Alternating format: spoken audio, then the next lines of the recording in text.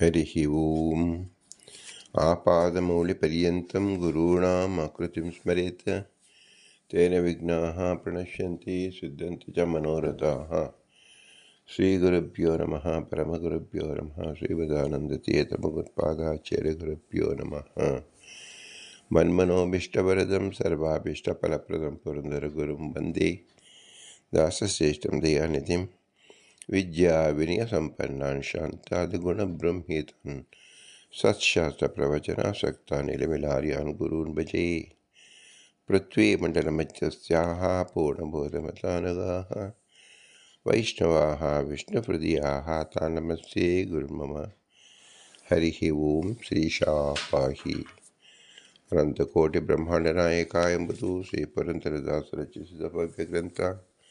ಶಾಸ್ತ್ರ ಪ್ರಮೇಯಗಳು 180 ಗಜ್ಜಗಳು. ನಾವು 82ನೇ ಗಜ್ಜದಿಂದ 92ನೇ ಗಜ್ಜವರೆಗೂ ನೋಡುತ್ತಿದ್ದೆವು. ಅಕ್ರೂರ ವರದ, ಅಂಬರೀಷ ವರದ, ನಾರದ ವರದ, ಪ್ರಹ್ಲಾದ ವರದ, ಗಜೇಂದ್ರ ವರದ, ಮುಚುಕುಂದ ವರದ, ಧ್ರುವ ವರದ, ವಿಭೀಷಣ ವರದ, ಪುಂಡರೀಕ ವರದ ಮತ್ತು ಪರಾಶರ ವರದ ಎಂಬುದು 10 ಜನ ವರದರು. 10 ಎಂಬುದು ಅನಂತ ಸಂಖ್ಯಾವಾಚಿ. ಅನಂತ ಸಂಖ್ಯೆಯಲ್ಲಿರತಕ್ಕಂತಹ ಜೀವರು ವರದರು ಅಂದರೆ ಶ್ರೇಷ್ಠರು.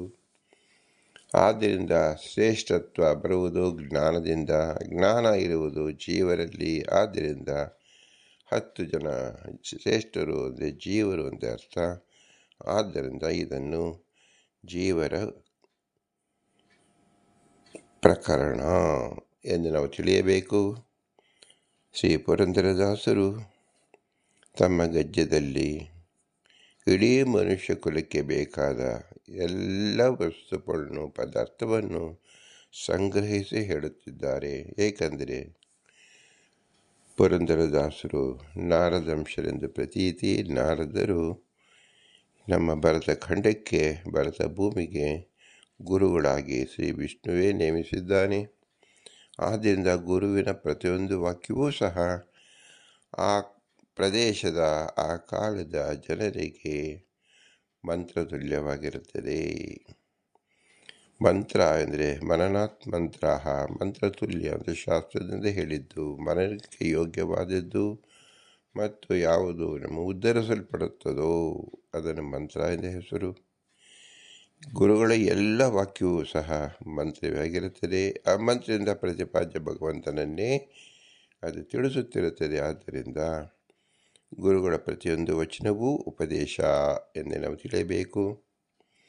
ಹೀಗೆ ಜೀವನ ಪ್ರಕರಣದಲ್ಲಿ ನಾವು ಮುಂದಿನ ವಿಷಯವನ್ನು ಏನು ತಿಳಿಯಬೇಕು ಅಂದರೆ, ಜೀವಾನಾಂ ಜ್ಞಾನಂ ಮಾಯೆಯ ಅವಿಭೂಯತೆ ಉಕ್ತಂ ಚ ಏತತ್ ಜ್ಞಾನಂ ಸ್ವಭಾವೋ ಜೀವಾನಾಂ ಮಾಯೆಯ ಹಿ ಅಭಿಭೂಯತೆ ಇತಿ ವ್ಯಾಸಯೋಗೆ. ಜ್ಞಾನಪ್ರಧಾನ ದೇವಾಸು ಅಸುರಾಸು ರಥಃ ಅಸೌ ಇತಿ ನಾರದೀಯೇ ಮಯ್ಯೇವ ಭಕ್ತಿ ನಾನ್ಯತ್ರ ಏಕಭಕ್ತಿ ಸ ಉಚ್ಯತೆ ಇತಿ ಗಾರುಡೆ. 3 ಮುಖ್ಯ ಪುರಾಣಗಳಿಂದ ಶ್ರೀ ವೇದವ್ಯಾಸರು ಜೀವನ ಪ್ರಕರಣದಲ್ಲಿ ಜೀವನ ಲಕ್ಷಣವನ್ನು ನಮಗೆ ತಿಳಿಸ್ತಾ ಇದ್ದಾರೆ. ಕೈಹುಣ್ಣಿನ ದೃಷ್ಟಿಗೆ, ಕೈಹುಣ್ಣಿನ ಉಪಚಾರ ಮಾಡೋದಕ್ಕೆ ನಮಗೆ ಕರಡಿ ಬೇಕೇನು ಅಂದರೆ, ನಮಗೆ ಅಂಗೈಯಲ್ಲಿ ಹುಣ್ಣಾಗಿರೋದು ಎಲ್ರಿಗೂ ತಿಳಿಯುತ್ತದೆ. ಆದರೆ ಅದನ್ನು ವಾಸಿ ಮಾಡಲು ಕಣ್ಣಿಂದ ನೋಡಿದಾಗ ಹೇಗೆ ವಾಸಿಯಾಗುತ್ತದೆ, ಅದನ್ನು ಜ್ಞಾನದಿಂದ ತಿಳಿದು ಅದಕ್ಕೆ ಉಪಚಾರವನ್ನು ಮಾಡಬೇಕು. ಆದರೆ ಕನ್ನಡದಲ್ಲಿ ಒಂದು ಗಾದೆ, ಅಂಗೈ ಹುಣ್ಣಿಗೆ ಕನ್ನಡಿಗೆ ತಿಕ್ಕೆ. ಇದರ ಅರ್ಥವೇನು?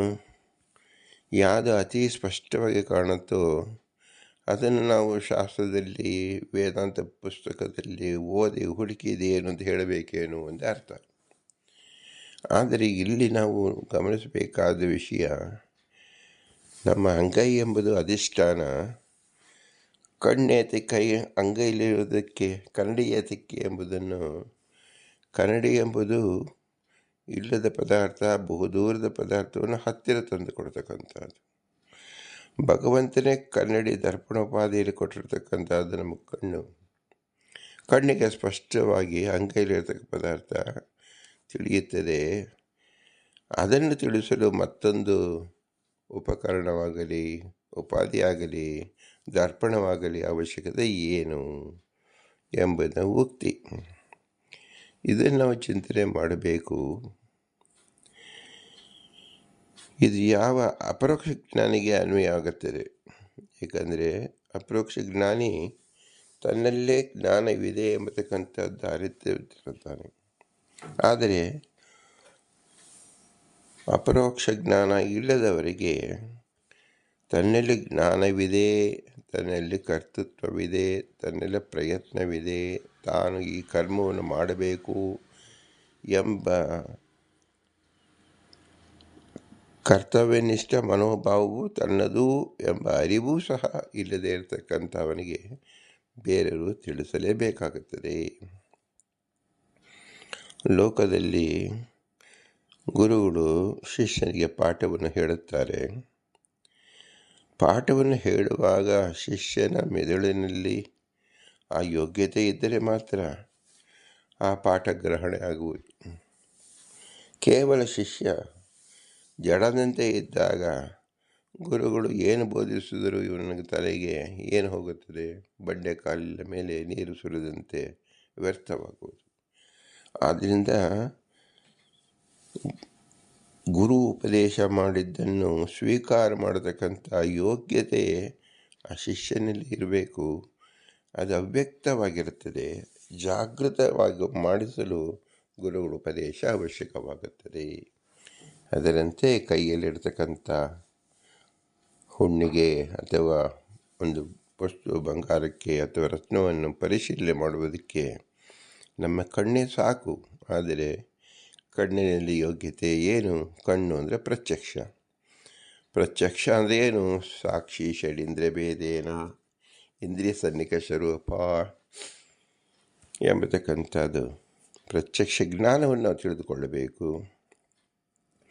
ಆ ಪ್ರತ್ಯಕ್ಷದ ಜ್ಞಾನದ ಈ ಪ್ರಮಾಣಗಳು ಪ್ರತ್ಯಕ್ಷ, ಅನುಮಾನ, ಆಗಮ ಎಂಬುದು 3 ಪ್ರಮಾಣಗಳು. ಈ 3 ಪ್ರಮಾಣದಲ್ಲಿ ಪ್ರತ್ಯಕ್ಷವು ಪ್ರಥಮವಾದದ್ದು ಎಂಬುದನ್ನು ನಾವು ಎಲ್ಲಿ ತಿಳಿಯಬೇಕು? ಆಗಮದಿಂದಲೇ ತಿಳಿಯಬೇಕು. ಇನ್ನು ಉಳಿದ 2 ಅನುಮಾನ ಪ್ರತ್ಯಕ್ಷಕ್ಕೆ ಸಹಕಾರಿಯಾದ ಲಿಂಗ ಅಂದರೆ ವ್ಯಾಪ್ತಿ ಅಂದರೆ ಅದು ಅನುಮಾನ ಪ್ರತ್ಯಕ್ಷ ಸಹಕೃತವಾದದ್ದು. ಪ್ರತ್ಯಕ್ಷಕ್ಕೆ ವಿಷಯವೇ ಅಲ್ಲದ್ದು ಅನಂತ ಶಬ್ದಗಳಿರುತ್ತದೆ. ಭೂತಕಾಲದ್ದು ಭವಿಷ್ಯತ್ ಕಾಲದ್ದು ಹೇಗೆ ಸನ್ನಿಕರ್ಷವಾಗುವುದಿಲ್ಲ. ಆದ್ದರಿಂದ ಅಶೇಷಾರ್ಥ ಬೋಧಕಂ ಆಗಮ ಅಂತ ಹೇಳಿ ನಾವು 3ನೇ ಅತ್ಯಂತ ಮುಖ್ಯವಾದ ಪ್ರಮಾಣವನ್ನು ನಾವು ತಿಳಿಯಬೇಕಾದರೆ ಶಾಸ್ತ್ರದ ಮೊರೆ ಹೊಕ್ಕಲೇಬೇಕು. ಪ್ರಮಾಣದಲ್ಲಿ 3 ಬಗೆ, ಒಂದು ಪ್ರತ್ಯಕ್ಷ, ಇನ್ನೊಂದು ಅನುಮಾನ, ಮತ್ತೊಂದು ಆಗಮ ಎಂಬುದು. ಅಂಗೈ ಹುಣ್ಣಿಗೆ ಕನ್ನಡಿ ಎತಕ್ಕೆ ಎಂದರೆ ಅಂಗೈ ಎಂದರೆ ಯಾರು ತಮ್ಮ ಸ್ವರೂಪದಲ್ಲಿಯೇ ಜ್ಞಾನ ಇರುತ್ತದೋ ಪ್ರತ್ಯಕ್ಷ ಅನ್ನೋದು ಅತ್ಯಂತ ಪ್ರಬಲವಾದದ್ದು. ಈ 3 ಪ್ರಮಾಣದಲ್ಲಿ ಯಾವುದು ಪ್ರತ್ಯಕ್ಷ ವಸ್ತುಗಳನ್ನು ಇರುತ್ತದೋ ಅದಕ್ಕೆ ಪ್ರತ್ಯಕ್ಷವೇ ಪ್ರಮಾಣ. ಯಾವುದಕ್ಕೆ ಕಣ್ಣಿಗೆ ಕಾಣದಿರುತ್ತದೋ ಅದಕ್ಕೆ ಆಗಮವೇ ಪ್ರಮಾಣ, ಪ್ರಬಲವಾದದ್ದು. ಹೀಗೆ 3 ಅನುಮಾನಗಳಲ್ಲೂ ಸಹ ಯಾವ ಕಾಲದಲ್ಲಿ ಯಾವ ದೇಶದಲ್ಲಿ ಯಾವ ಪ್ರಮಾಣ ಪ್ರಬಲವಾದದ್ದು ಅಂತ ವಿವೇಕ ಇರಬೇಕು.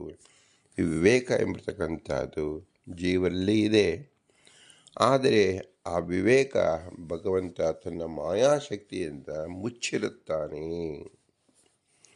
ಯಾಕೆ ಮುಚ್ಚಿರುತ್ತಾನೆ ಎಂಬುದನ್ನು ಶ್ರೀಕೃಷ್ಣ ಪರಮಾತ್ಮ ಭಗವದ್ಗೀತೆಯ 7ನೇ ಅಧ್ಯಾಯದ 14 ಮತ್ತು 15ನೇ ಶ್ಲೋಕದಲ್ಲಿ ಶ್ರೀ ವೇದವ್ಯಾಸರು ಆಜ್ಞೆಯನ್ನು ಕೊಡಿಸುತ್ತಿದ್ದಾರೆ. ನಾವು ಅದನ್ನು ಪರಿಚಯ ಮಾಡಿಕೊಳ್ಳೋಣ. ದೈವೀ ಹಿ ಏಷಾ ಗುಣಮೀ ಮಮ ಮಾಯಾ ದುರತ್ಯಯ ಮಾಮೇವ ಯೇ ಪ್ರಪಜ್ಯಂತೆ ಮಾಯಾಂ ಏತಾಂ ತರಂತಿ ತೇ. ನನಗೆ ಅಂದರೆ ದೇವ ಎಂದೆನಿಸುವ ಅತಿ ಪ್ರಿಯಳಾದ ಸತ್ವಾದಿ ಗುಣಾಭಿಮಾನಿಯಾದ ಮಾಯಿ ಎಂದು ಕರೆಯಲ್ಪಡುವ ದುರ್ಗೆಯೇ ಮೋಹಕ್ಕೆ ಕಾರಣಳು. ಅವಳನ್ನು ಮಾಯೆ ಮೀರಲಾಗದು. ಆದರೆ ಯಾರು ನನ್ನನ್ನು ಶರಣು ಹೊಂದುವರೋ ಅವರು ಈ ಮಾಯಿಯನ್ನು ದಾಟುವರು. ದೈವೀ ಏಷಾ ಗುಣಮಯೀ ಮಮ ಮಾಯಾ ದುರಚ್ಚಯ ಮಾಮೇವಯೇ ಪ್ರಪಂಚಂತೆ ಮಾಯಾಮೇತಾಂ ತರಂತಿತೆ. ಭಗವಂತನೇ ಸೃಷ್ಟಿ ಮಾಡಿದ ಭಗವಂತನ ಪತ್ನಿ ಶ್ರೀ ಮಹಾಲಕ್ಷ್ಮಿಯ ಇನ್ನೊಂದು ರೂಪ ದುರ್ಗಾ ರೂಪ. ಅವಳು ಸತ್ವಾದಿಗುಣ ಸತ್ವಜೋತಮೋ ಗುಣವನ್ನು ಅಭಿಮಾನಿ ದೇವತೆ. ಅವಳಿಗೆ ಮಾಯಾ ಎಂದ ಹೆಸರು. ಈ ಗುಣದಿಂದ ಎಲ್ಲ ಜೀವರನ್ನು ಆವರಿಸಿರುತ್ತಾಳೆ. ಅಂದರೆ ನಾವು ಯಾವುದೇ ರೀತಿಯಲ್ಲಿ ಚಲನವಲನ ಮಾಡಬೇಕು, ಏನೇ ಕೆಲಸ ಮಾಡಬೇಕಂದ್ರೆ ಈ ಗುಣವನ್ನು ನಾವು ಉಪಯೋಗಿಸಿಕೊಳ್ಳಬೇಕು. ಈ ಗುಣ ಮಾಯೆಯಿಂದ ಆವೃತವಾಗಿರುತ್ತದೆ. ಆದ್ದರಿಂದ ಈ ಗುಣದ ಸಂಪರ್ಕ ನಾವು ಹೊಂದಿದ ಕೂಡಲೇ ನಮ್ಮ ಸ್ವಂತ ವಿವೇಕ ಎಂಬುದು ಮುಚ್ಚಿ ಹೋಗುತ್ತದೆ. ಅದನ್ನು ಮಾಯಾ ಎಂದೇ ಹೆಸರು. ಇದನ್ನು ಶ್ರೀಮದಾನಂದ ತೀರ್ಥ ನಮಗೆ ತಿಳಿಸ್ಕೊಡ್ತಾ ಇದ್ದಾರೆ. ಕಥಂ ಅನಾದಿ ಕಾಲೇ ಮೋಹಾನತ್ಯಯ ಬಹೂನಾಂ ಇಚ್ಛತಾಃ ದೈವೀತಿ ಅಯಂ ಆಶಯಃ ಮಾಯಾ ಹಿ ಯೇಷಾ ಮೋಹಿಕಾ ಸಾ ಹಿ ಸೃಷ್ಟಾ ದಿಕ್ಕ್ರೀಡಾದಿನದ್ದೇವ ಸಂಬಂಧಿತ್ವಾತ್ ಅತಿಶಕ್ತೇಃ ದುರಚ್ಚಯಾ ತಥಾ ಹಿ ದೇವಶಬ್ದಾರ್ಥ ಪಶ್ಯಂತಿ ದಿವಕ್ರೀಡಾ ವಿಜಿಗೀಷಾ ವ್ಯವಹಾರ ದ್ಯುತಿ ಶ್ರುತಿ ಮಧು ಮೋದ ಸ್ವಪ್ನ ಕಾಂತಿ ಗತಿಷು ಇತಿ ಕಥಂ ದೈವೀ ಮದೀಯತ್ವಾತ್ ಅಹಂ ವಿ ದೇವಃ ಇತಿ ಅಬ್ರವಿಶ್ಚ. ಸತ್ವಾದಿ ಗುಣಗಳಿಗೆ ಅಭಿಮಾನಿಯಾದ ದುರ್ಗೆ ತನ್ನ ಅಧೀನವಾದ ತಮೋಗುಣದಿಂದ ಜೀವರಿಗೆ ಈ ಮೋಹವನ್ನು ಉಂಟು ಮಾಡುತ್ತಾಳೆ. ಸೃಷ್ಟಾದಿ ಕ್ರೀಡೆಗಳನ್ನು ನಡೆಸುವುದರಿಂದ ದೇವನಾದ ಶ್ರೀಹರಿಗೆ ದುರ್ಗಾದಿಗೆ ಪರಮಪ್ರಿಯಳು. ಆದ್ದರಿಂದ ಅವಳು ಅತ್ಯಂತ ಪ್ರಬಲಳಾಗಿದ್ದಾಳೆ. ಆದ್ದರಿಂದ ಅವಳು ಮಾಡುವ ಮರುಳನ್ನು ಯಾರು ದಾಟಲಾರರು. ಭ್ರಾಂತಿ ಹೋಗಲೇ ಇಲ್ಲ ಅಂತ ಹೇಳ್ತಾ, ಮರಳು ಒಂದು ಏನು, ಮರಳು ಮಾಡುವುದು ಅಂದರೆ ಏನರ್ಥ? ತಮ್ಮ ಬುದ್ಧಿಗೆ ಅಡೆ ಮಾಡುವುದು, ಅಂದರೆ ಅಡ್ಡ ಮಾಡುವುದು, ತಡೆ ಹಿಡಿಯುವುದು ಅಂತ ಅರ್ಥ. ದೇವ ಅಂದರೆ ಶಬ್ದ ನಿಷ್ಪತ್ತಿಗೆ ಮೂಲ ದಿವ್ ಎಂಬ ಧಾತು. ದಿವ್ ಧಾತುವಿಗೆ ಕ್ರೀಡೆ, ಗೆಲ್ಲುವ ಇಚ್ಛೆ, ವ್ಯವಹಾರ, ಪ್ರಕಾಶ, ಶ್ರುತಿ, ಮದ, ಸ್ವಂತತ, ಸ್ವಪ್ನ, ಕಾಂತಿ, ಗತಿ ಎಂಬ ಅರ್ಥ ಇದೆ.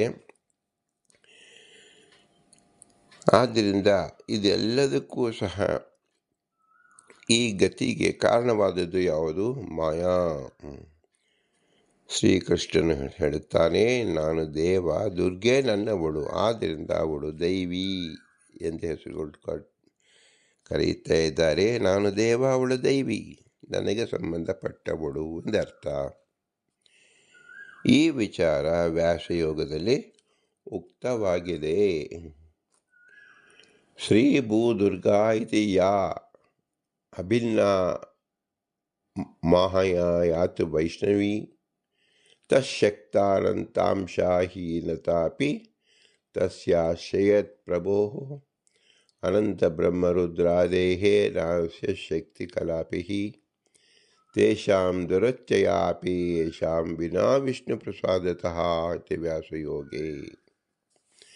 ತರ್ಹಿ ನ ಕಥಂಚಿದ್ ಯೇತುಂ ಶಕ್ಯತಾ ಇಚ್ಛತಾಃ ಮಾದೇವ ಅನ್ಯತ್ ಸರ್ವಂ ಪರಿತ್ಯಜ್ಯ ಮಾಮೇವ ಯೇ ಪ್ರಪದ್ಯಂತೆ ಗುರ್ವಾದಿವಂದನಂ ಚ ಮಯ್ಯೇವ ಸಮರ್ಪಯಂತಿ ಸ ಏವ ಚ ತತ್ರ ಸ್ಥಿತ್ವಾ ಗುರ್ವಾದಿರ್ಭವತಿ ಇತ್ಯಾದಿ ಪಶ್ಯಂತಿ ಅಹಂ ಚ ನಾರದೀಯೇ. ಮತ್ಸಂಪದ್ಯಾತು ಗುರ್ವಾದಿನ್ ಭಜಂತೆ ಮಜ್ಜಮಾನರಾಹ ಮಧುಪಾದಿತ್ಯಯಾ ತಾಂಶ ಸರ್ವಭೂತಾನಿ ಚೋತ್ತಮಃ ಇತಿ ಆಚಾರ್ಯ ಚ ಯಚ್ಚ ಉಪಶಾಹ ಸ್ವಗತಿಂ ವಿನಕ್ಷಿಃ ಇತಿ ಚ. ಮಹಾಮಾಯೆ ಎನಿಸಿದ ವಿಷ್ಣು ಪತ್ನಿಯಾದ ಮಹಾಲಕ್ಷ್ಮಿ ಶ್ರೀ ಭೂ ದುರ್ಗಾ ಎಂದು 3 ರೂಪಗಳಾಗಿದ್ದಾಳೆ. ವಿಷ್ಣುವಿನ ಸಾಮರ್ಥ್ಯ ಅನಂತ ಅಂಶಗಳು ಅವಳಿಗೆ ಇಲ್ಲ.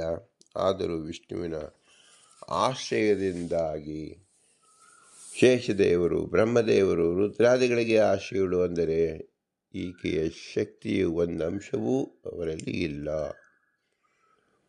ಮಹಾಲಕ್ಷ್ಮೀ ದೇವಿ ಅತ್ಯಂತ ಶ್ರೇಷ್ಠ ಭಕ್ತಳಾದ್ದರಿಂದ ಅವಳನ್ನು ಮೀರುವ ಜೀವಗಣದಲ್ಲಿ ಯಾರೂ ಇಲ್ಲ. ಬ್ರಹ್ಮದೇವರೇ, ಚತುರ್ಮುಖ ಬ್ರಹ್ಮದೇವರೇ ಅತಿ ಶ್ರೇಷ್ಠರಾದವರು. ಅವರಿಗಿಂತ ಲಕ್ಷ್ಮೀದೇವಿಯು ಕೋಟಿ ಗುಣಗಳಿಂದ ಅಧಿಕ ಶ್ರೀ ಮಹಾಲಕ್ಷ್ಮೀ ದೇವಿ ಅಂತ ಹೇಳಿ ತಾರತಮ್ಯ ಶ್ಲೋಕದಲ್ಲಿ ತಿಳಿಸಲ್ಪಟ್ಟಿದೆ. ಕೋಟಿ ಗುಣ ಅಂದರೆ ಪ್ರತಿಯೊಂದು ಗುಣವೂ ಅನಂತವಾಗಿ ಇದೆ, ಕೋಟಿ ಗುಣವಾಗಿದೆ. ಯಾವ ಕಾಲದಲ್ಲೂ ಮಹಾಲಕ್ಷ್ಮಿಯ ಗುಣವನ್ನು ಪೂರ್ಣವಾಗಿ ಬ್ರಹ್ಮದೇವರೇ ತಿಳಿಯಲು ಸಾಧ್ಯವಿಲ್ಲ. ಭಗವಂತನಂತೂ ಅನಂತ ಗುಣದಿಂದ ಪರಿಪೂರ್ಣನಾಗಿದ್ದಾನೆ. ಆದ್ದರಿಂದ ಈ ಮಹಾಲಕ್ಷ್ಮಿ ಅಂದರೆ ಈ ಮಾಯಾರೂಪವನ್ನು ಯಾರೂ ದಾಟುವಂತೆ ಸಾಧ್ಯವಿಲ್ಲ. ಹಾಗಾದರೆ ಆ ಮಾಯೆಯನ್ನು ಗೆಲ್ಲುವುದು ಹೇಗೆ? ಅವರ ಅನುಗ್ರಹವನ್ನು ಸಂಪಾದಿಸುವುದು ಹೇಗೆಂದರೆ ವಿಷ್ಣುವಿನ ಅನುಗ್ರಹವಿಲ್ಲದೆ ಅವರಿಗೂ ಆಕೆಯ ಪ್ರಭಾವವನ್ನು ಮೀರುವುದು ಸಾಧ್ಯವಿಲ್ಲ. ದುರಚ್ಚಯ. ಉಳಿದೆಲ್ಲವನ್ನು ಬಿಟ್ಟು ಯಾರು ನನ್ನನ್ನೇ ಶರಣಾಗುವರೋ ಪ್ರಪಂಚಂತೆ ಅಂದರೆ ಹಿರಿಯರಿಗೆ ಮಾಡುವ ವಂದನೆಯನ್ನು ಅವರೊಳಗಿರುವ ನನಗೆ ಸಲ್ಲಿಸುವರೋ ಅಥವಾ ಪರಮಾತ್ಮನೇ ಅವರ ಒಳಗಿದ್ದು ಗುರು ಹಿರಿಯನಾಗಿದ್ದಾನೆ ಎಂದು ತಿಳಿಯುವನು, ಅವರು ಈ ಮಾಯೆಯನ್ನು ದಾಟುವರು. ತರಂತಿ ಎಂದು ನಾರದ ಪುರಾಣದಲ್ಲಿ ಮಧ್ಯಮ ಭಕ್ತರು, ಅವರಲ್ಲಿ ಶ್ರೀಹರಿಯ ಸಾನ್ನಿಧ್ಯ ಇರುವುದರಿಂದ ಗುರು ಹಿರಿಯನ್ನು ನಮಸ್ಕರಿಸುತ್ತಾರೆ. ಉತ್ತಮ ಭಕ್ತರಾದ ಭೀಮಸೇನಾದಿಗಳು ಸಾಲಿಗ್ರಾಮಗಳಂತೆ ಶ್ರೀಹರಿಯ ಪ್ರತಿಮೆ ಎಂದು ಅವರನ್ನು ನಮಿಸುತ್ತಾರೆ. ಗುರುಗಳ ಚಿತ್ರದಲ್ಲಿರುವ ನಿನ್ನ ರೂಪ ನೀನೇ, ನಿನ್ನ ಜ್ಞಾನವನ್ನು ಪ್ರಕಟಪಡಿಸುವಿ ಎಂದು ಭಾಗವತದಲ್ಲಿ ಉದ್ಧವನಿಗೆ ಶ್ರೀಕೃಷ್ಣ ಹೇಳಿದ ಮಾತಿದೆ. ಆದ್ದರಿಂದ ನಮ್ಮ ಪ್ರಜ್ಞೆ ಏನಿರಬೇಕು? ಎಲ್ಲವೂ ವಿಷ್ಣುಮಯ ಅಂದರೆ ಮಾಯಾ ಎಂಬತಕ್ಕಂಥ ಲಕ್ಷ್ಮಿಯ ರೂಪವು ಸಹ ಮಾಯಾ. ರಮಣನ ಪತ್ನಿ ಮಾಯಾ. ಮಯಾ ಅಂತ ಹೇಳಿದಾಗ ನಮ್ಮದು ಅಂತ ಆಗುತ್ತದೆ. ನಮ್ಮನ್ನು ಆವರಿಸಿರುವುದರಿಂದ ಅವಳು ಮಾಯಾ. ಈ ಮಾಯೆಯನ್ನು ಹೋಗಲಾಡಿಸಿಕೊಳ್ಳಬೇಕಾದರೆ ಮಯಾಪತಿ ಭಗವಂತನನ್ನು ನಾವು ಸ್ಮರಿಸಬೇಕು ಎಂದರ್ಥ. ಇವರೆಲ್ಲರೂ ಅಸ್ವತಂತ್ರರು. ಸ್ವತಂತ್ರರಾದ ಭಗವಂತ ನಾರಾಯಣ ಮಾತ್ರ. ಲಕ್ಷ್ಮಿಗೂ ಪತಿಯಾಗಿರ್ತಕ್ಕಂಥವನು ನಾರಾಯಣ. ಆದ್ದರಿಂದ ನಾವು ತಂದೆ ತಾಯಿಗಳಿಗೆ ಹೇಗೆ ನಮಸ್ಕಾರ ಮಾಡುವಾಗ ತಾಯಿಯು ಶ್ರೇಷ್ಠ, ಆದರೆ ತಾಯಿಗೆ ತಾಯಿತನವನ್ನು ಕೊಟ್ಟವರು ಯಾರು? ತಂದೆ. ಆದ್ದರಿಂದ ತಂದೆ ನಮಗೆ ಶ್ರೇಷ್ಠ ಎನಿಸಿಕೊಳ್ಳುತ್ತಾನೆ. ನಮ್ಮ ತಂದೆಯನ್ನು ತೋರಿಸಿಕೊಟ್ಟವಳು ತಾಯಿ. ಆದರೆ ತಾಯಿತನಕ್ಕೆ ತವರಾದವಳು ಅಂದರೆ ತಾಯಿತನಕ್ಕೆ ಕಾರಣಕರ್ತ ತಂದೆ. ಹೀಗೆ ಅನ್ಯೋನ್ಯವಾಗಿ ನಾವು ಲೋಕದಲ್ಲೇ ನೋಡುತ್ತೇವೆ. ತಾಯಿಗೂ ಶ್ರೇಷ್ಠಳು ಮತ್ತು ತಂದೆಯೂ ಶ್ರೇಷ್ಠರು ಹೀಗಾಗುತ್ತಾನೆ. ಕಣ್ಣಿಗೆ ಕಾಣುವಂತೆ ತಾಯಿ, ಕಣ್ಣಿಗೆ ಕಾಣದಂತೆ ತಾಯಿಯೊಳಗೆ ತಾಯಿತನವನ್ನು ಕೊಟ್ಟ ತಂದೆ. ಹಾಗೆ ಪ್ರತಿಯೊಂದು ವಸ್ತುವು ಸಹ ತಾಯಿಯಂತೆ, ಲಕ್ಷ್ಮೀದೇವಿಯ ಸ್ವರೂಪದಂತೆ ಯಾವ 3 ಗುಣದಿಂದ ಆವೃತವಾಗಿರುತ್ತದೆ. ಆದರೆ ತಾಯಿತನವನ್ನು ಕೊಟ್ಟಂಥವನು ಯಾರು? ತಂದೆಯಲ್ಲವೇ? ಅದಕ್ಕೋಸ್ಕರವಾಗಿ ಆ ತಂದೆ ಯಾರು? ಭಗವಂತ ಶ್ರೀಹರಿ. ಎಲ್ಲ ಗುಣಗಳಲ್ಲೂ ಸಹ ಭಗವಂತನನ್ನು ಕಾಣುವಂತರಾಗಬೇಕು. ಆಗ ಈ ಮಾಯಾ ಎಂಬುದು ನಮಗೆ ಉಪಟಳವಾಗುವುದಿಲ್ಲ. ಇದನ್ನು ಮುಂದಿನ ವಾಕ್ಯದಿಂದ ಮತ್ತೆ ಸ್ಪಷ್ಟಪಡಿಸುತ್ತಾರೆ ಶ್ರೀಕೃಷ್ಣ. ನಮಾಂ ದುಷ್ಕೃತೋ ಮೂಢಾಃ ಪ್ರಪದ್ಯಂತೆ ನರಾಧಮಃ ಮಾಯೆಯ ಅಪಹೃತ ಜ್ಞಾನ ಅಸುರಂ ಭಾವಮಾಶ್ರಿತಃ. ಪಾಪ ಸ್ವಭಾವದವರು, ಅವಿವೇಕಿಗಳು ಆದ ನರಾಧಮರು ತತ್ವಜ್ಞಾನ ರಹಿತರಾಗುವರು. ಶ್ರೀಹರಿಗೆ ಇಚ್ಛೆ ಮತ್ತು ತಮ್ಮ ಸ್ವಭಾವದಿಂದಾಗಿ. ಆದ್ದರಿಂದಲೇ ಮಿಥ್ಯಾಜ್ಞಾನಿಗಳು ಅಸುರತ್ವವನ್ನು ಹೊಂದುವರು. ಹೀಗಿರುವುದರಿಂದ ಅಂತಹವರು ನನ್ನನ್ನು ಶರಣು ಹೊಂದುವುದಿಲ್ಲ. ಮನುಷ್ಯರಾಗಿ ಹುಟ್ಟಿದಾಗ ಕೇವಲ ಅಜ್ಞಾನದಿಂದ ಪ್ರವರ್ತಿಸುತ್ತಾರೆ. ಎಲ್ಲರಿಗೂ ತಂದೆ ತಾಯಿಗೂ ಗುರುಗಳಾಗಿ ಭಗವಂತ ಕೊಡುತ್ತಾನೆ. ತಂದೆಯಲ್ಲಿ ಇದ್ದ ಶಿಶು ತಾಯಿಗೆ ವರ್ಗಾವಣೆಯಾಗಿ ತಾಯಿಯಿಂದ ಹೊರಬಂದಿರುತ್ತೇವೆ. ನಾವು ಇದನ್ನೇ ತಿಳಿದುಕೊಳ್ಳಬೇಕು. ನಮಗೆ ಮೂಲ ನಮ್ಮ ಜನಕ ತಂದೆಯೇ ಹೊರತು ತಾಯಿಯಲ್ಲ. ತಾಯಿಯಲ್ಲಿ ವಾಸ ಮಾಡಿದ್ದು ಸತ್ಯ, ಆದರೆ ಈ ಲೋಕಕ್ಕೆ ಕಾರಣಕರ್ತಳಾದದ್ದು ಪ್ರಪ್ರಥಮವಾಗಿ ಆಗಿದ್ದದ್ದು ಜನಕ. ಆದ್ದರಿಂದ ಜನಕಿ ಎಂದು ಜನಕ ಕೊಟ್ಟಂಥ ಪದಾರ್ಥವನ್ನು ಇಟ್ಟುಕೊಂಡವಳು ಜನಕಿ ರಕ್ಷಣೆ ಮಾಡಿದವಳು ಒಂದರ್ಥ. ಮೀಯತೆ ತ್ರಾಗತೇದೆ ಮಾತಾ ಅಂಥೇಳಿ. ಪಾತ ಅಂದರೆ ನನ್ನನ್ನು ಜೀವ ರೂಪದಲ್ಲಿ ಸ್ವೀಕರಿಸಿದವನು ಯಾರು? ಜನಕ. ಈ ಗುಟ್ಟು ಲೋಕದಲ್ಲಿ ಸುಸ್ಪಷ್ಟವಾಗಿದ್ದರೂ ಸಹ ಮೂಢಬುದ್ಧಿಗಳಿಗೆ ನಾವು ತಿಳಿಯುವುದೇ ಇಲ್ಲ. ತಾಯಿಯೇ ಶ್ರೇಷ್ಠ, ಹೌದು. ಹಾಗೆ ಶ್ರೇಷ್ಠತ್ವವನ್ನು ಕೊಟ್ಟವನು ಯಾರು? ತಂದೆಯಲ್ಲವೇ.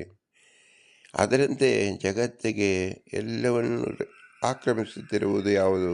ಶ್ರೀ ಭೂ ದುರ್ಗಾ ರೂಪವಾದ 3 ರೂಪಗಳು, 3 ಗುಣಗಳು. ಇದು ಆಶಯ ಎಲ್ಲಿ ಹೊಂದಿದೆ ಅಂದರೆ ಭಗವಂತನಲ್ಲಿ ಹೊಂದಿದೆ. ಆದ್ದರಿಂದ ನಾವು ಭಗವಂತನ ಶರಣಾಗಬೇಕು. ಈ ಜ್ಞಾನ ಮನುಷ್ಯರಲ್ಲಿರ್ತಕ್ಕಂಥ ರಾಜಸ ಮತ್ತು ತಾಮಸ ಪ್ರವೃತ್ತಿಗೆ ಆಗುವುದಿಲ್ಲ ಎಂಬುದು ತಾತ್ಪರ್ಯ. ಇದನ್ನು ಶ್ರೀಮದಾನಂದರು ಸ್ಪಷ್ಟಪಡಿಸುತ್ತಾರೆ. ತರ್ಹಿ ಸರ್ವೇಪಿ ಕಿಮಿತಿ ನ ಚಯನಿತ್ಯತಃ ನಮಾಮಿತಿ ದುಷ್ಕೃತಿತ್ವಾತ್ ಮೂಢಾಃ ಅತಯೇವ ನರಾಧಮಾಃ ಅಪಹೃತ ಜ್ಞಾನತ್ವಾಚ್ಚ ಮೂಢಾಃ ಅತಯೇವ ಅಸುರಂ ಭಾವಮಾಶ್ರಿತಾಃ ಸಚ ವಕ್ಷ್ಯತೆ ಪ್ರವೃತ್ತಿಂ ಚ ನಿವೃತ್ತಿಂ ಚ ಇತ್ಯಾದೀನ ಅಪಹಾರಃ ಅಪಿ ಬಹವಃ ಉಕ್ತಂ ಚ ಏತತ್ ವ್ಯಾಸಯೋಗೇ. ಜ್ಞಾನಂ ಸ್ವಭಾವಜೀವಾನಾಂ ಮಾಯೆಯಾ ಹಿ ಅಭಿಭೂಯತೆ ಅಸುಷು ರತಾಃ ಅಸುರಾಃ ತಚ್ಚೋಕ್ತಂ ನಾರದೀಯೇ. ಜ್ಞಾನಪ್ರಧಾನ ದೇವಾಸ್ತು ಅಸುರಾಸ್ತು ರಥಾ ಅಸೌ. ದೇವತೆಗಳಿಗೆ ಜ್ಞಾನ ಪ್ರಧಾನವಾದರೆ, ಅಸು ಎಂದರೆ ಇಂದ್ರಿಯ ಸುಖವೇ ಪ್ರಧಾನ. ಯಾವ ದೇವತೆಗಳಲ್ಲದ ಅಸುರರಿಗೆ, ರಾಜಸರಿಗೆ ಮತ್ತು ತಾಮಸರಿಗೆ ಎಂಬುದು ಸ್ಪಷ್ಟವಾಗಿ ತಿಳಿಸುತ್ತಿದ್ದಾರೆ. ಪಾಪಶೀಲರಾದ್ದರಿಂದ ಅವರು ಮಿಥ್ಯಾಜ್ಞಾನಿಗಳು. ಆದ್ದರಿಂದಲೇ ನರಾಧಮರು. ಸರಿಯಾದ ಜ್ಞಾನ ಇಲ್ಲದವರಾದ್ದರಿಂದ ಮಿಥ್ಯಾಜ್ಞಾನಿಗಳು. ಅವರು ನರಾಧಮರಾದ್ದರಿಂದಲೇ ಅಸುರ ಸ್ವಭಾವವನ್ನು ಆಶ್ರಯಿಸುವರು ಎಂದು ವ್ಯಾಸಯೋಗದಲ್ಲಿ ತಿಳಿಸಿದ್ದಾರೆ.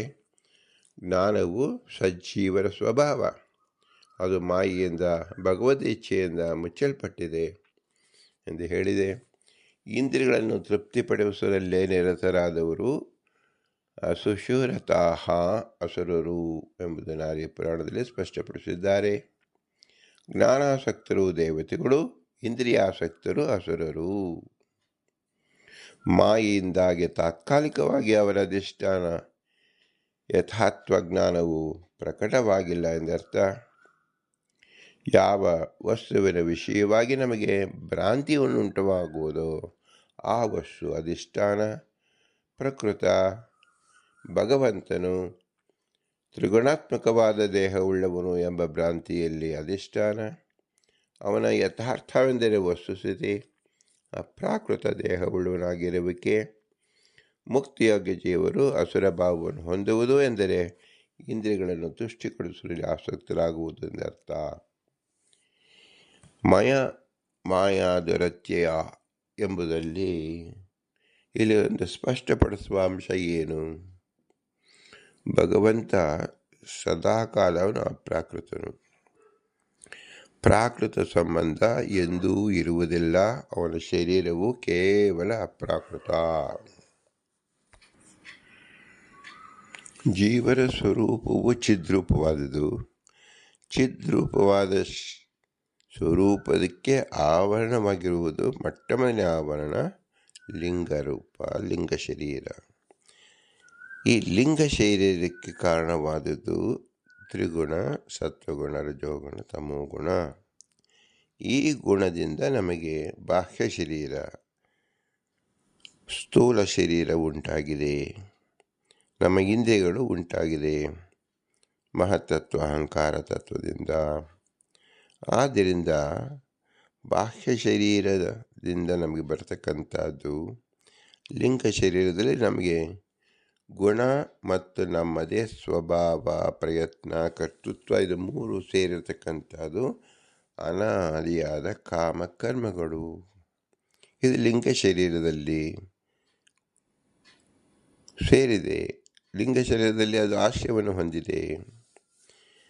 ಇದರಿಂದ ಭಗವಂತ ಇದನ್ನೇ ಕಾರಣವಾಗಿಟ್ಟುಕೊಂಡು ನಮಗೆ ಆ ವಾಸನವನ್ನು ಪೂರ್ತಿ ಮಾಡಲು ವಿವಿಧ ಬಗೆಯ ಶರೀರವನ್ನು ಕೊಡುತ್ತಿದ್ದಾನೆ.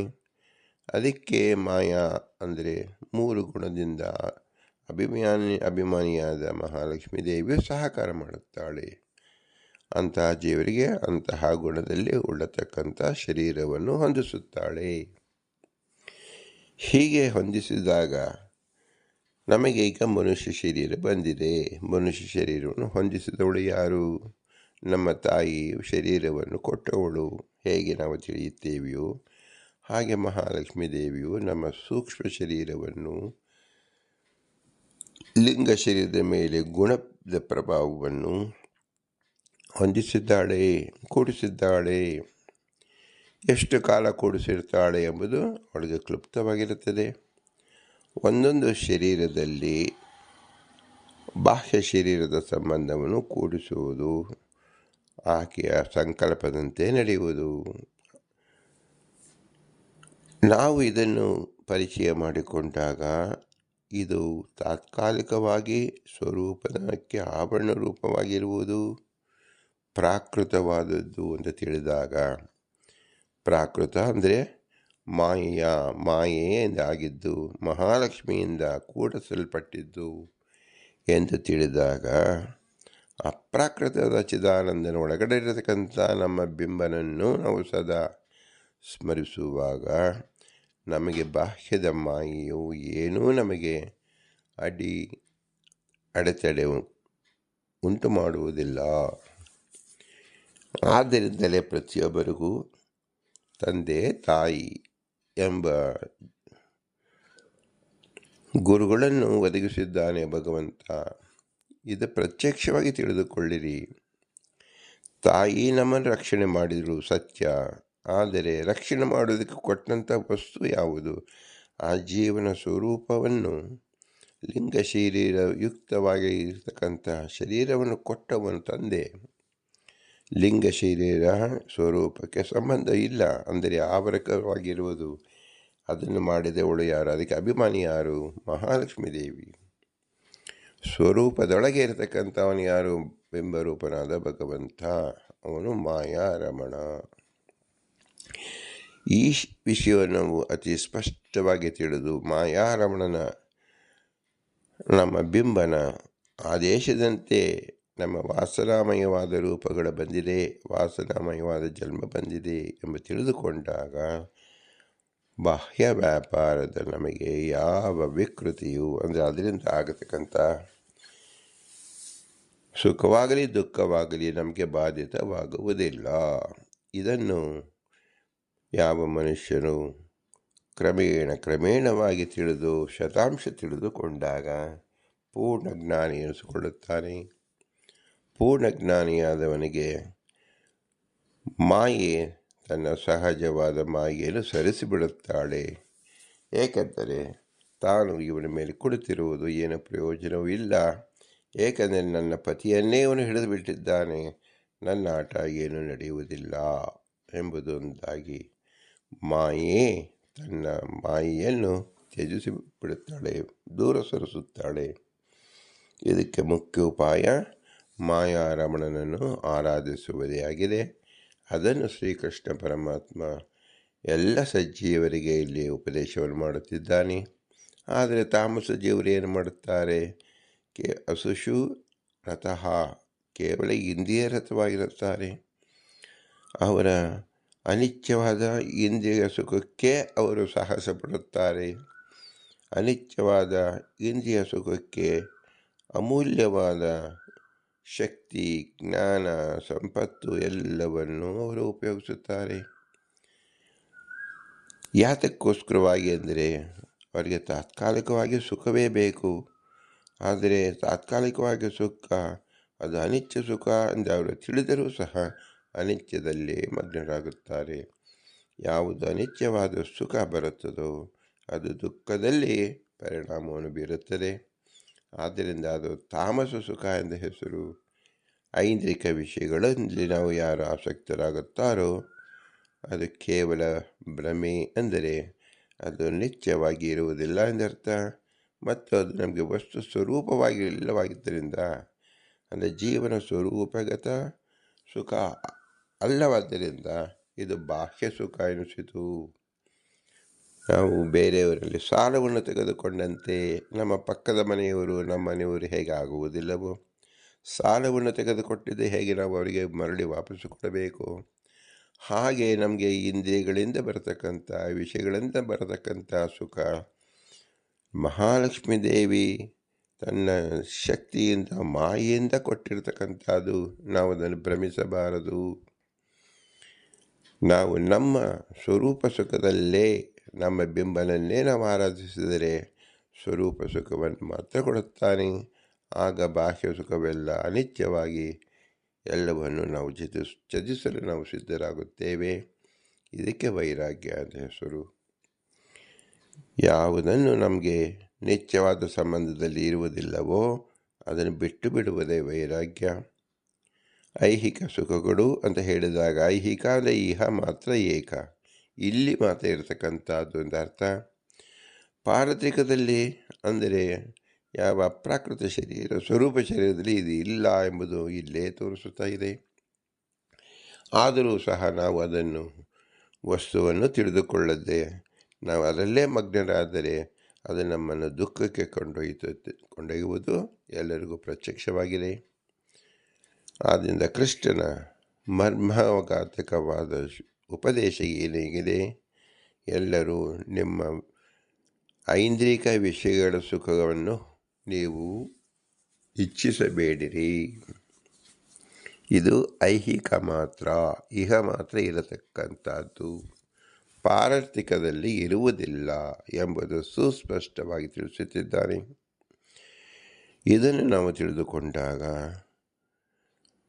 ಶ್ರೇಷ್ಠವಾದ ವೈರಾಗ್ಯ ಪ್ರಾಪ್ತವಾಗಿ ಸ್ವರೂಪದಲ್ಲಿರತಕ್ಕಂಥ ಭಕ್ತಿ ಜಾಗೃತವಾಗಿ ಭಗವಂತನ ವಿಶೇಷವಾದ ಪ್ರೀತಿಯನ್ನು ಸಂಪಾದನೆ ಮಾಡೋದಕ್ಕೆ ಸಾಧ್ಯವಾಗುವುದು. ಇಂತಹ ಸಾಧನೆಯನ್ನು ಮಾಡಿರ್ತಕ್ಕಂಥವರು ಯಾರು ಎಂದರೆ ಪುರಂದರದಾಸರು ಅಕ್ರೂರ ವರದ, ಅಂಬರೀಷ ವರದ, ನಾರದ ವರದ, ಮೃಚುಕುಂದ ವರದ, ಅಂಬರೀಷ ವರದ ಅಂತ ಹೇಳಿ ಹೆಸರನ್ನು ಹೇಳಿದ್ದಾರೆ. ನೀವು ಈ ಹಿನ್ನೆಲೆಯಲ್ಲಿ ಅವರ ಕಥೆಯನ್ನು ಕೇಳಿ. ಅವರು ವಿಷಯ ವೈರಾಗ್ಯವನ್ನು ಯಾಕೆ ಬಿಟ್ಟರು ಅಂದರೆ ಈ ಮಾಯೆಯಿಂದ ದೂರ ಸರಿದವರು. ಬಿಂಬನಾದ ಭಗವಂತನ ಹೇಗೆ ಆರಾಧಿಸಿದರು, ಯಾತಕ್ಕೋಸ್ಕರ ಆರಾಧಿಸಿದರು ಅಂದರೆ ಅಮೂಲ್ಯವಾದ ಮೋಕ್ಷ ಸುಖವನ್ನು ಹೊಂದಲಿಕ್ಕೋಸ್ಕರವಾಗಿ ಬಿಂಬೋಪಾಸನೆಯೇ ಮಾಡಬೇಕೇ ಹೊರತು, ಬಿಂಬೋಪಾಸನೆಯಿಂದ ನಮಗೆ ಸಕಲ ಸುಖ ಬರುತ್ತದೆ, ನಮ್ಮ ಸುಖ ಬರುತ್ತದೆ ಹೊರತು ಇನ್ಯಾವ ರೂಪವೂ. ಉದಾಹರಣೆಗೆ ರಾಮಕೃಷ್ಣ ಅವತಾರ ರೂಪಗಳು ಸಹ ನಮಗೆ ಅನಿಷ್ಟವನ್ನು ನಿವಾರಣೆ ಮಾಡಬಹುದೇ ಹೊರತು ಮೋಕ್ಷ ಸುಖವನ್ನು ಬೇರೆ ಬೇರೆ ರೂಪಗಳಿಂದ ಇರತಕ್ಕಂಥ ಭಗವಂತನ ಕೊಡಬಹುದಿಲ್ಲ. ಕೊಡಬೇಕಾದರೆ ನಿನ್ನ ಬಿಂಬರೂಪವನ್ನು ತಿಳಿದು ಚಿಂತನೆ ಮಾಡು. ಆ ಬಿಂಬರೂಪದಿಂದಲೇ ನಿನಗೆ ಸರ್ವಸ್ವ ಪ್ರಾಪ್ತಿಯಾಗುವುದು ಎಂದು ಹೇಳಿ ನಮಗೆ ಬಿಂಬೋಪಾಸನೆಯ ಮುಖ್ಯ ಉದ್ದೇಶವನ್ನು ತಿಳಿಸಿಕೊಟ್ಟಿದ್ದಾನೆ. ಉದಾಹರಣೆಗೆ, ನಮ್ಮ ಮನೆ ಬೀಗವನ್ನು ತೆಗೆಯಬೇಕಾದರೆ ಪ್ರಪಂಚದಲ್ಲಿರತಕ್ಕಂಥ ಯಾವ ಬೀಗದ ಕೈಯೂ ನಮಗೆ ಸಾಧ್ಯವಾಗುವುದಿಲ್ಲ. ಆದರೆ ನಮ್ಮಲ್ಲಿರುವ ಬೀಗದ ಕೈ ಮಾತ್ರ ಅದು ತೆಗೆಯಬಲ್ಲದು. ಹೇಗೋ ಹಾಗೆ ಪ್ರಾಪಂಚಿಕ ಸುಖಗಳು ನಮ್ಮ ಲಿಂಗ ಶರೀರವನ್ನು ಭೇದಿಸೋಕ್ಕೆ ಸಾಧ್ಯವಿಲ್ಲ. ಅದು ನಮ್ಮಲ್ಲೇ ಇರತಕ್ಕಂಥ ಬೀಗದ ಕೈ ಅಂದರೆ ಯಾವುದು? ವೈರಾಗ್ಯ. ಅದು ಸ್ವರೂಪದಲ್ಲಿರ್ತಕ್ಕಂಥ ಭಕ್ತಿಯಿಂದ ಜಾಗೃತವಾದದ್ದು. ಅದೇ ನಮ್ಮ ಬಿಂಬರೂಪ. ಬಿಂಬರೂಪದಿಂದ ಮಾತ್ರ ಈ ಬೀಗದ ಕೈ ಎಂಬತಕ್ಕಂಥದ್ದು ಕ್ರಿಯಾರೂಪವಾಗಿ ಬಿಂಬನೆ ಆಗಿದ್ದಾನೆ. ಅವನೇ ನಮಗೆ ಬಿಂಬ. ಅವನು ಅಂದರೆ ತನ್ನ ಆವೃತವಾದ ಈಶ್ವರಿಂದ ಆವೃತವಾದದ್ದು ಯಾವ ಆಚ್ಛಾದವಿದೆಯೋ, ಭಗವಚ್ಛಾದಿಕ ಅಂತ ಏನು ಹೇಳ್ತೀವೋ ಅದನ್ನು ಸರಿಸಿಬಿಡುತ್ತಾನೆ. ಅಂದರೆ ಬೀಗದ ಕೈಯನ್ನು ತೆಗೆಯುತ್ತಾನೆ ಎಂದರ್ಥ.